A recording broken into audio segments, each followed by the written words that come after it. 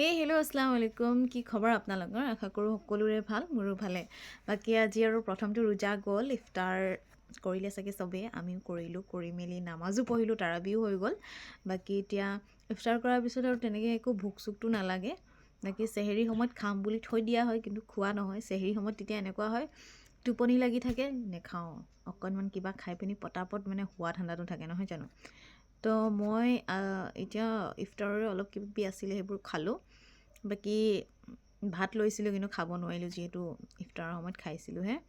তো নোৱাৰি খাবলৈ। বাকী চেহেৰীতটো একেবাৰে আশা কৰিব নোৱাৰি যে খাম বুলি, কাৰণ চাহটা যদি চেহেৰী সময়ত খাই দিওঁ, দিনটোৰ কাৰণে বহুত বেছি অসুবিধা হৈ যায়।